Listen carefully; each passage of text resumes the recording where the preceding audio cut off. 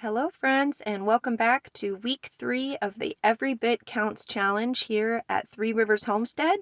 This is the challenge that we're doing all through the month of August, where we're just trying to encourage everybody to do something every single day to add to their pantry. Whatever that is, dehydrating, freezing, freeze drying, canning, lacto fermenting, all of it. So, this week was another busy week for us on the homestead. On top of doing all the food preservation, we still have all of the normal chores that need to get done around the homestead with the animals. Also in the garden, there's basic lawn care that needs done. And then, of course, we have the children's homeschooling and childcare for the little ones.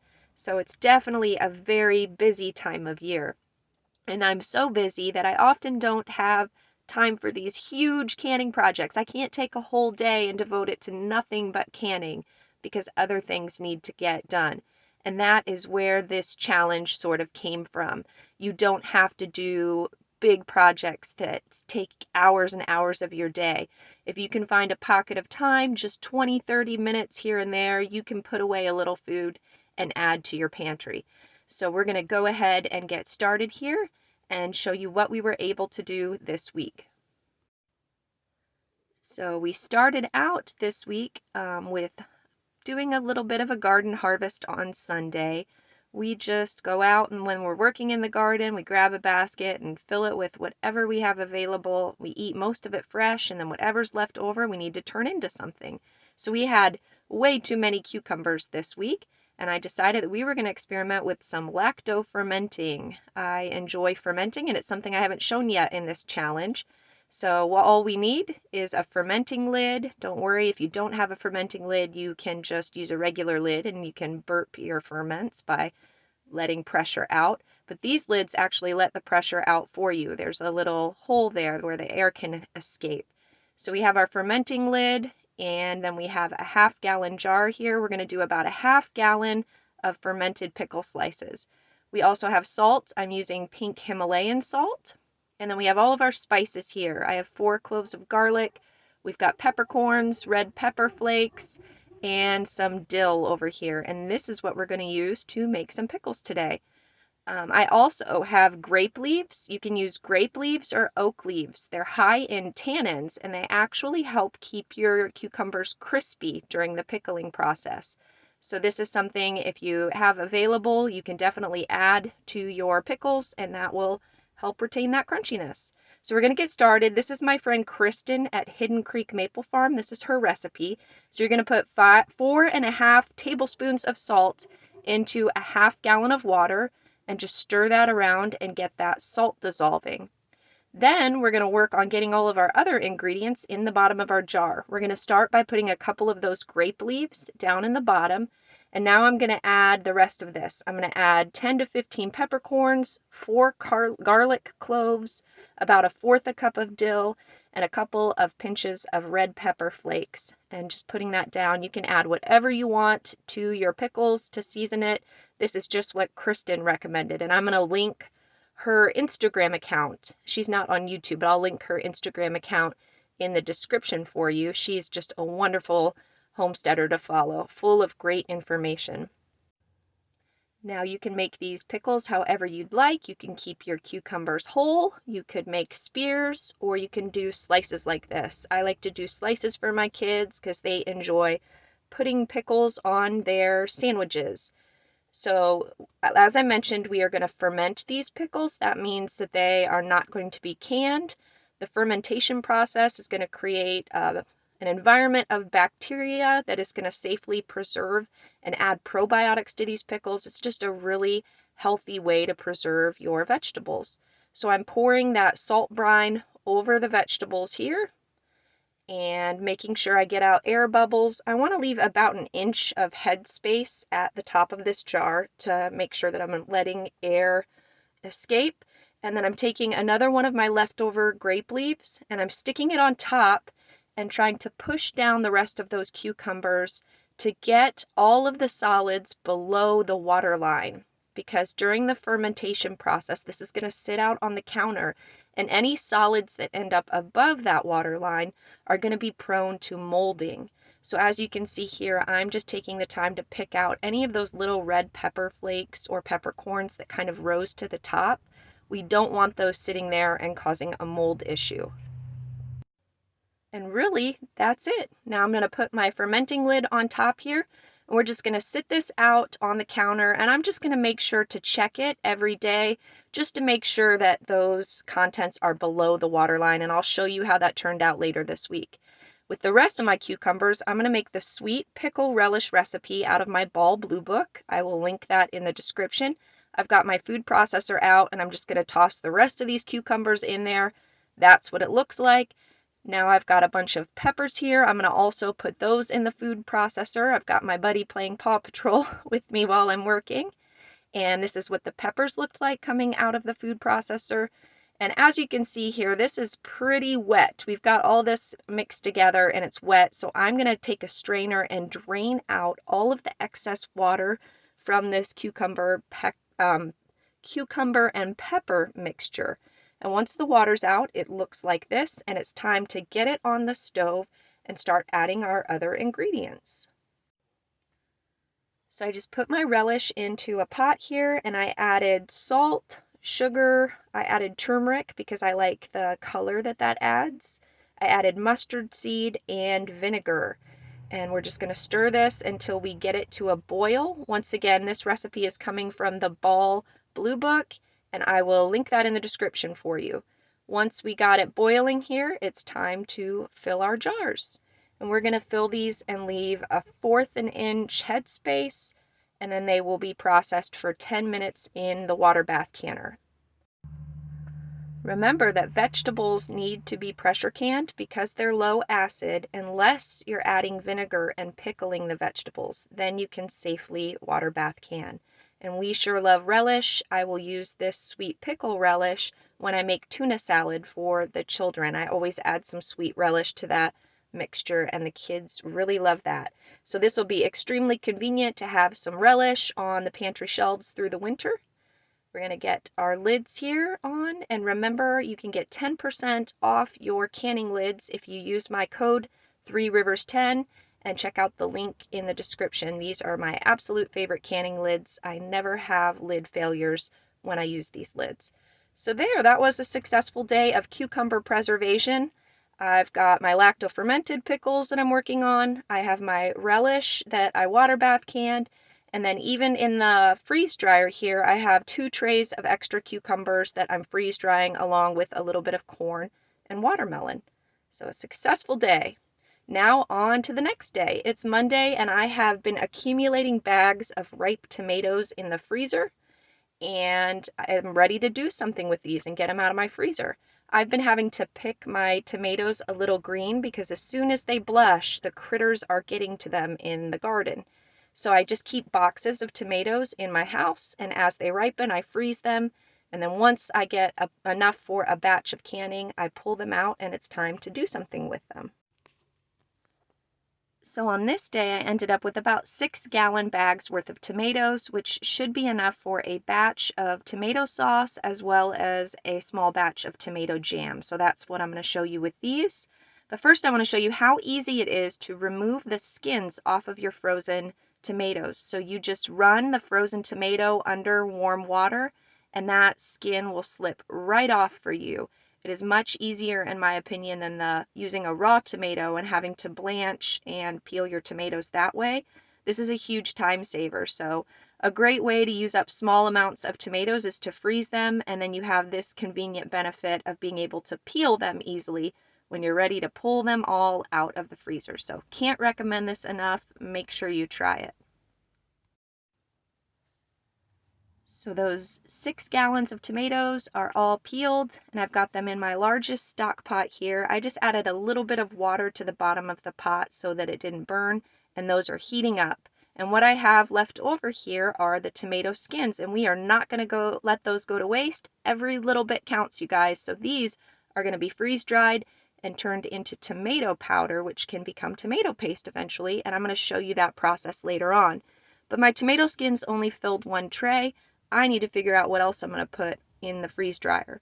So I ran out to the garden and just picked a couple things that will fill some trays for me. and we're gonna get this load started. I've got a helper prepping my trays, and here's what we ended up with. So this first tray over here has calendula flowers on one side. I use this, it's great for your skin if you make salves or soap out of the calendula. And then over here we have lemon verbena. It's one of my favorite scents, and we're also going to infuse oil for soap making after we dry those. So this whole tray right here isn't for food. This is for skincare and soap making that I typically do in the fall. This tray is full of watermelon. This was just leftover watermelon that we had in the fridge that I need to do something with, and will mostly be for snacking. My kids love that. This is nasturtium. This is a plant that has edible leaves and flowers over here. It's delicious. We love it in salads. It kind of has a peppery taste. So my plan for these is to freeze dry them, and I'm going to make nasturtium salt out of that. And once again, I will show you all of these processes tomorrow. Of course, we've got our tomato skins over here. We're getting that batch going. We went ahead and did school for the day while these tomatoes were kind of thawing and cooking down a little bit. And then I got my immersion blender out, and we're just turning this into sauce now. Immersion blenders are wonderful during preservation season. It really saves a lot of time not having to transfer these tomatoes to a blender. So I like my tomato sauce a little thinner, and I'll explain why in a minute. So we're just barely going to cook this down a little bit more, and then we're going to get this sauce into jars. But first, we need to add some acidity. I'm adding a half a teaspoon of citric acid. You could also add 2 teaspoons of lemon juice per jar. That just ensures that your tomato sauce is acidic enough for safe water bath canning. And now I'm filling my jars. So as I mentioned, I like my sauce a little thinner, and that's because it's more versatile that way. I can still use this sauce to make things like chili or soups and things, or I can turn it into a pasta sauce if I just thicken it with a little tomato powder or tomato paste. I also don't season my tomato sauce at all. I prefer to do that after I open the jars, once again, because it makes the sauce much more versatile. It can be used for more things this way. So we are just wiping the rims of these jars, and we're going to get these in the water bath canner for 40 minutes. And because these had the added acidity, that is safe for water bath canning. You can also process tomato sauce in the pressure canner, but I choose water bath because it's just quicker. And then we have our leftover sauce here. We're going to cook it down and make tomato jam out of it. If you've never had tomato jam, it's very interesting. Here it is all cooked down and thickened, and I'm just hitting it with that immersion blender one more time to get it as smooth as possible. Tomato jam, it's kind of like a spicy ketchup. We add cloves to it and cinnamon and a little bit of sugar. I'm adding lemon juice right here. And then we will also add pectin to it to kind of thicken it up into a jam texture. And my kids love this just on toast or on homemade bread. I have a couple kids that literally will eat ketchup on anything. They love it. And because of that, they also love this tomato jam. So if you have kids who are ketchup lovers, I guarantee they're going to love tomato jam just as much. And so we're filling these up, and we will end up leaving about 1/4 inch headspace, and these will be processed in the water bath canner for 10 minutes. My family literally cannot make enough jam and jelly, and you're probably wondering why, and that's because my oldest son has anaphylactic dairy allergies, so we can't put butter on our bread. So when we make homemade bread or toast, we want to put some kind of spread on it, whether that's, fruit butter or jelly or jam, something like that. So I preserve a whole lot of jelly and jam, as you'll see. And here was our day of tomato preserving. Very happy. We got 1 batch of tomato sauce and 1 little batch of tomato jam done. There will be many more in the future as we fill the freezer with more bags of tomatoes. The next morning, all of my jars had sealed, of course, because I love my 4 jars canning lids. Once again, the link for lids is in the description, as well as my code to get 10% off.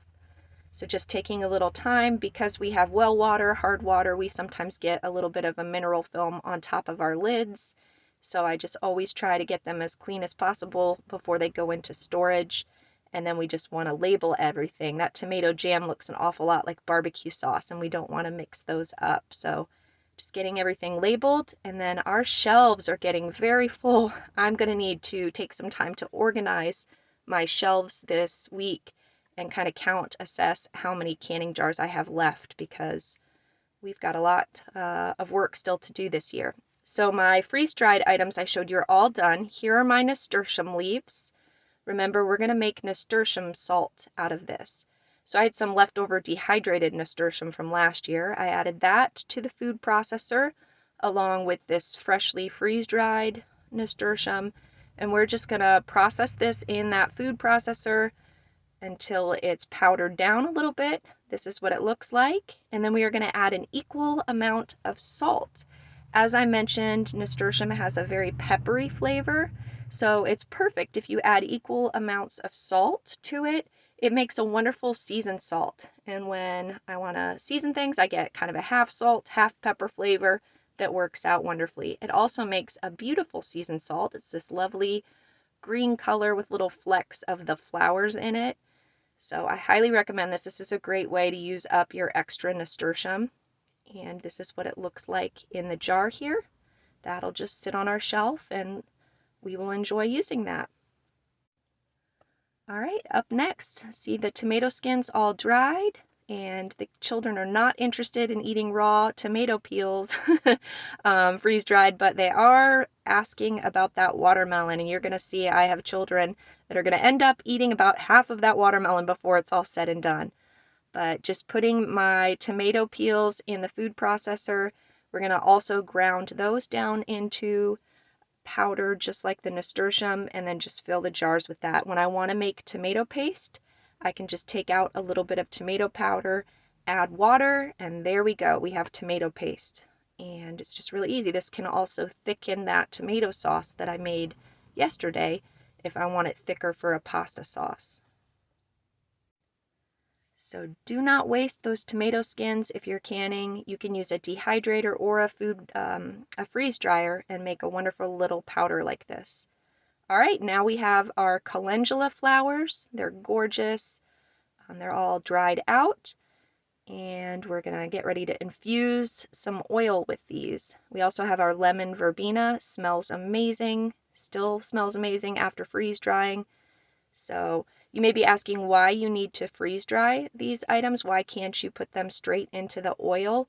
And that is because if there's any moisture left in your plants that you're planning to use to infuse your oil, it will cause the oil to go rancid. And don't ask me how I know that.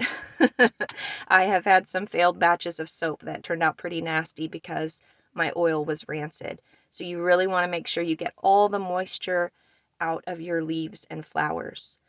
So once again, these are going to be used for soap making. I typically wait to do my soap making for the year in the fall because that's a slower time of year and it's an activity I enjoy doing with the kids inside the house. So I will take you along for that this fall when we get to, a slower time. Right now we're just busy with food preservation, so it takes all my extra time. So here we go, we have our jars. I'm just using olive oil. You could use any oil that you want to use to make your soaps and salves. And you just want to cover your plant material with the oil, and then we're going to set these in a sunny window and let that oil get infused by all of those scents and wonderful beneficial properties of the plants. Our final tray from the freeze dryer here is watermelon. And this is something I just simply preserve for snacking for the kids because you're going to see some kids here that obviously love it. When you freeze dry watermelon, it enhances the sugars. They're more concentrated and the texture is so light and fluffy that it's almost like watermelon flavored cotton candy, but without all the added sugar. So my kids will definitely have this jar polished off by the end of the week. Whenever I have an empty tray heading into the freeze dryer, I just add things like this that will be wonderful snacks that we can take on the road with us or just enjoy here at home. So definitely not bad for a day's work. Easy project today, just getting all of those goodies prepared and ready for storage. And now the next day, I needed another day, another easy project. We had a lot going on. We were cleaning the house on this day. So I just decided to grab, this is the last bag of frozen Concord grapes from fall of 2021. And I need this out of the freezer and need to do something with it. So today I'm going to make grape jelly. And I've done multiple videos before on how I make my grape jelly. So I'm going to link one in the description that will have all of the specifics. But basically, just like with any jelly, you're going to make a juice first out of your fruit or whatever it is you're making jelly from, and then you're going to make jelly. I use Pomona's pectin for all of my jams and jellies, and this book right here is the cookbook I use. The pectin is a powder like this, and then Pomona's pectin is activated by calcium, so it comes with a calcium powder that you turn into calcium water that you add to the liquid in your jams and jellies. And this cookbook I will link in the description for you. This is just a wonderful resource for canning these items. So you may be wondering why I use Pomona's pectin over other versions. The most common pectins you can get come in little boxes, and you can get them in the grocery store, and I've used those many times also, but most recipes using Pomona's pectin will only call for about 1 cup of sugar, and then the same amount of jelly made with traditional pectins that come in those boxes that you get, that same amount of jelly may call for 6 to 8 cups of sugar. So with the Pomona's pectin, you are decreasing the sugar content considerably. So I feel like we have a little bit of a healthier product. It is jelly. It's supposed to be a sweet treat, but the fruit is often sweet enough. We don't need all that added sugar. So I get my Pomona's pectin in bulk. You can get it through Azure Standard for a really good price. I've also found it on Amazon for competitive prices before, but if you do a lot of canning, you're going to want to buy it in bulk to get that better price. So grape jelly is by far my children's favorite. If you've never had real Concord grape jelly, you don't know what you're missing. It's probably the best, best kind of jelly, but we have an entire shelf on my canning shelves in the kitchen devoted just to jelly, and we can easily go through a pint of this in a couple days if we're making homemade bread or I'm having sun butter and jelly sandwiches. And so we need a lot of it for this many children. So our jelly will process for 10 minutes in the water bath, and then later on that night everything was all done and sealed, so just doing a little processing. Of course, I'm running that freeze dryer 24 hours a day. You guys know that. It's food preservation season. But I know that a freeze dryer is definitely a luxury that not everyone has access to. So I did want to talk to you about how all of these freeze drying projects that I've shown you can also be done with a dehydrator. I have an Excalibur dehydrator, and that's what I used before I had the freeze dryer. And I did all of these same projects that I'm showing you. The watermelon, the freeze-dried nasturtium, any of that you can do with a dehydrator and get a very similar product at the end. So don't feel like none of this freeze drying applies to you if you don't have one. Just use your dehydrator and you can complete the same projects that I'm doing here with that. What I like about dehydrating and freeze drying is that it allows you to do little batches of things. If you just have a little batch of green beans, not enough to do a whole canner load, you can just blanch and do that in those devices. So another day, another little harvest. I love this time of year because the harvests are so colorful. I feel like in the spring, everything's green. By the time you get to this time of year, you got a little more color added to your baskets. And then what I noticed as I was walking back is that the birds are getting all of my sunflower seeds here. And I have lots of seeds here that are matured and ripened. And I want to spare those, save those from the birds, because we want to save those not only for seed for next year, but we also like to eat our sunflower seeds. So remember that saving seeds is another very important part of food preservation. You need to not only fill your pantry with food that you can eat this winter, but you need to fill your pantry with seeds that can be planted for next year's food. So that's what we're doing for today's Every Bit Counts challenge. I'm going to work on getting some of these seeds. As you can see here, you can see the bird damage. And if I don't do something, we're going to lose all of these. So what I'm going to do is I'm going to set the kids up right here outside because this is a very messy project. And we're going to get the seeds collected. Now, some of these were not completely mature. The blacker seeds are mature, and as you can see, my kids really enjoy eating these. But we're taking the immature seeds as well because those are also very edible. And I'm grateful once again for all of the little hands that I have.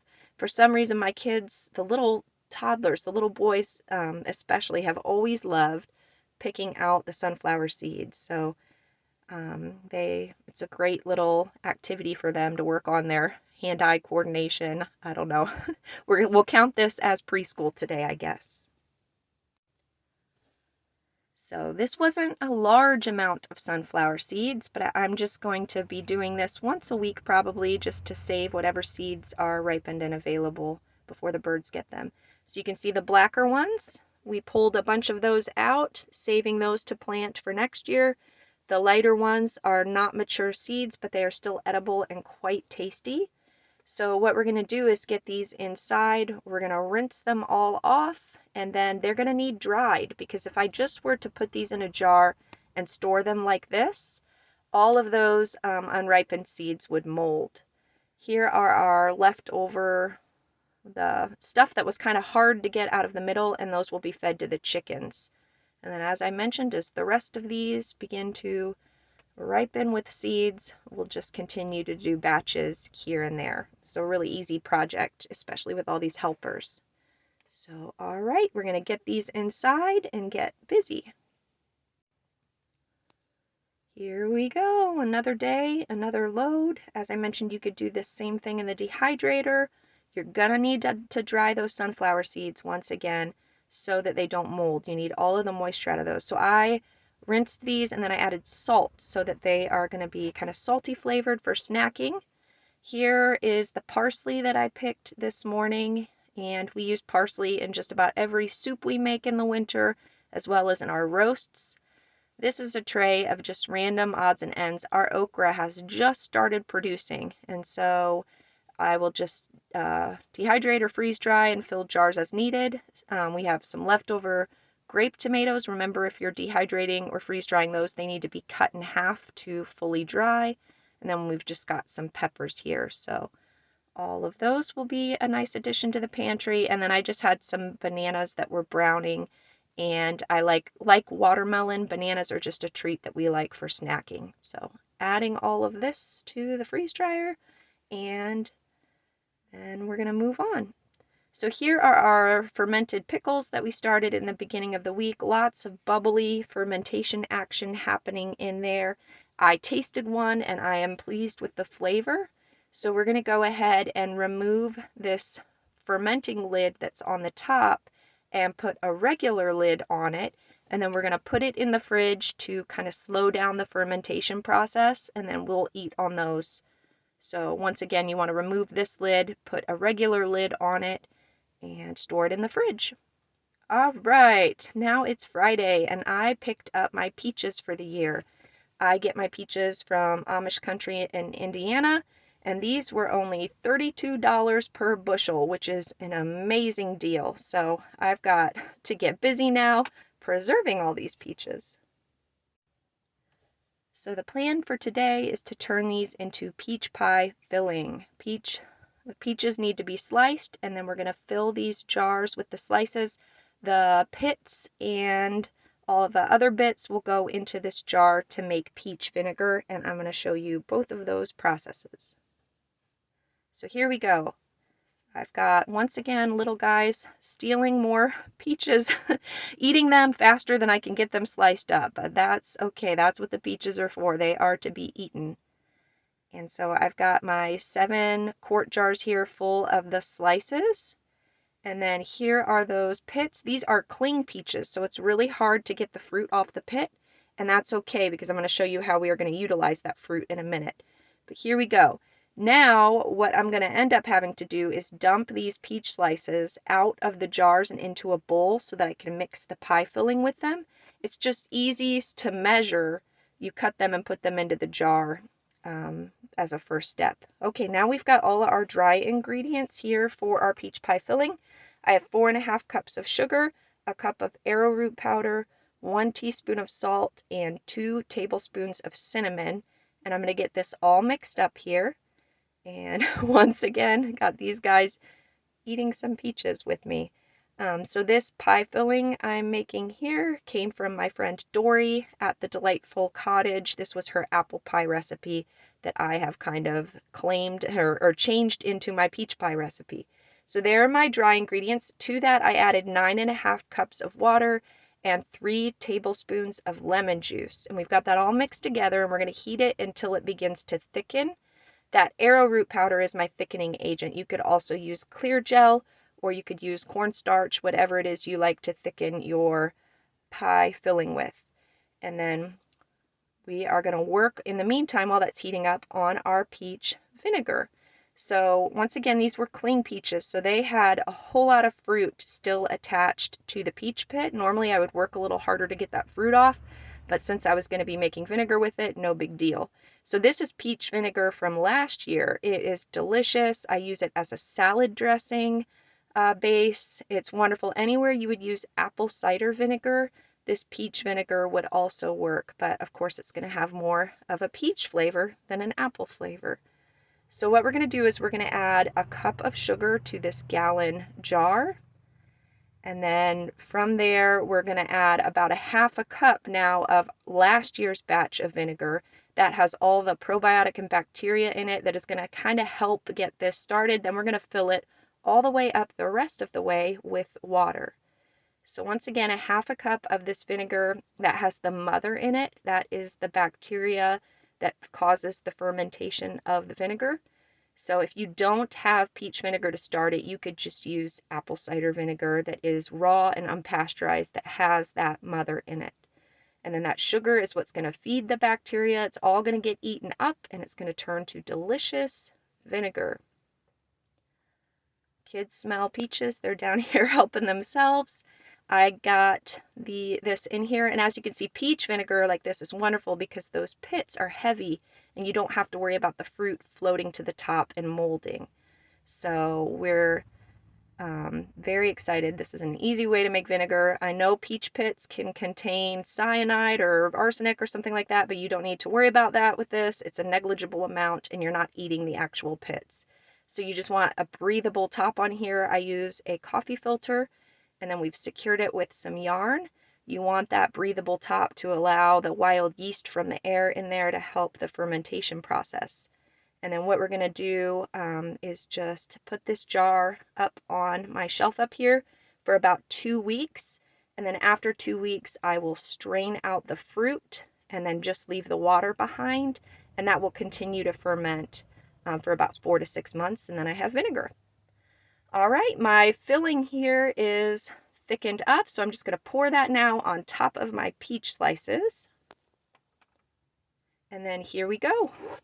There that is, and we're going to mix that all together, and this is going to be our delicious peach pie filling that we are going to can.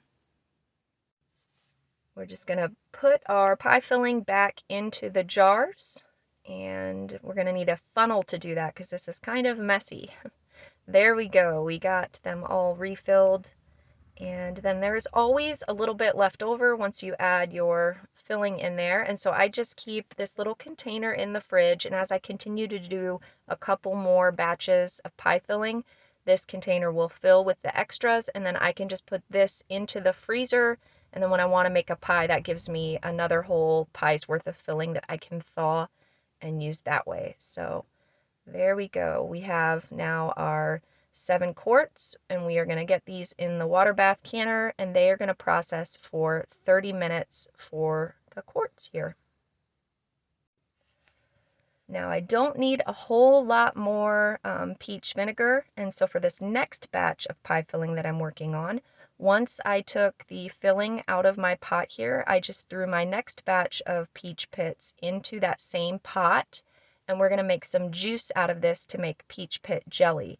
And all of that stuff on the bottom there, all the sugar and and spices and things from the pie filling. That will just add to the flavor of our juice here and won't go to waste. So a great way to clean out this pot after that sticky pie filling was cooked down in it.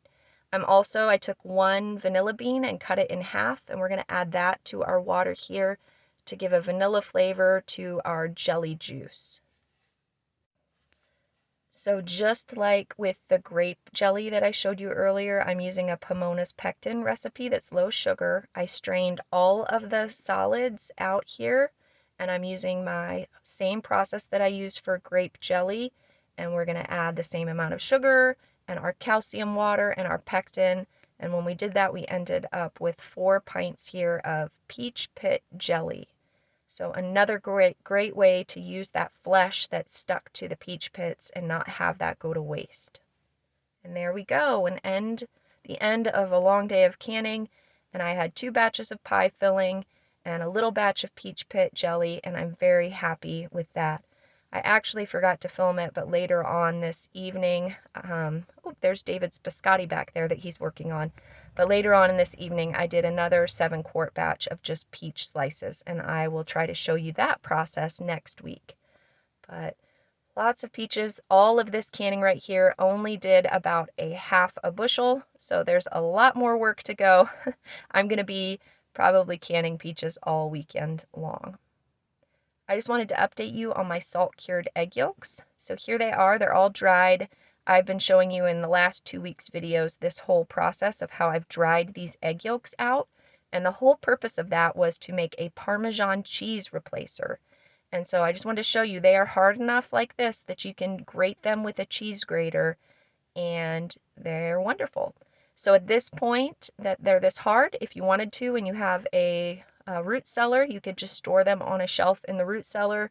If you don't have a root cellar, you can just put them in the fridge if you plan to use them up within the next month or so.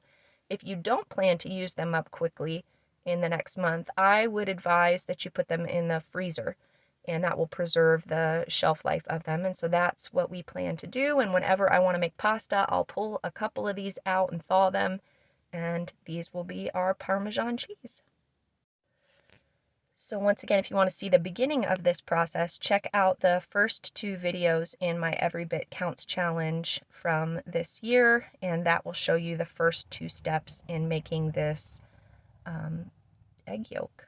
There we go. See, it kind of even looks like cheese. It has that pretty yellow orangey color.